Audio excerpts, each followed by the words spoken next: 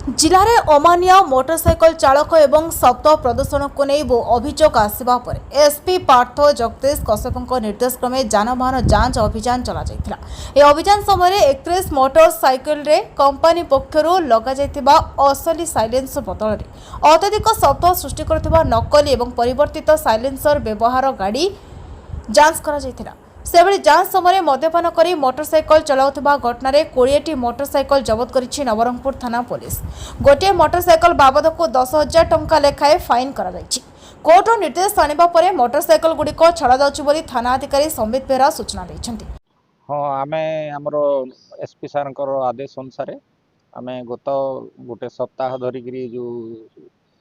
Motorcycle वाला सब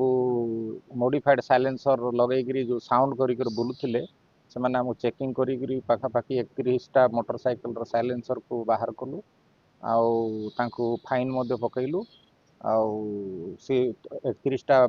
silencer को आज मॉडिफाइड साइलेंसर को आम रोड रोलर डकईकरी आम नष्ट कलु आमती आम ड्रंक एंड ड्राइविंग चलईचु 20 जन को आम बुक करूँ से एगेन्स्ट केस ना कोर्ट को केस पठेचु कोर्ट रु फाइन आसला से माने फाइन देला रिलीज आनले मोटरसाइकिल को दिया हम आईटा एसपी सार आदेश अनुसार यहाँ कंटिन्यू चली रही अवेयरनेस करा आमर लोक मान सचेतन करा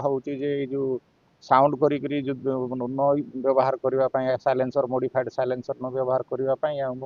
मद गाड़ी पी मद पीकर गाड़ी न चलवाई आमती ट्रिपल राइडिंग ओवरलोडिंग जमी गाड़ी न करने अवेयरनेस करा जो मैंने नियम भंग करेंगे से एक्ट जहाँ प्रोविजन अच्छे से अनुसार से पेनाल्टी करा।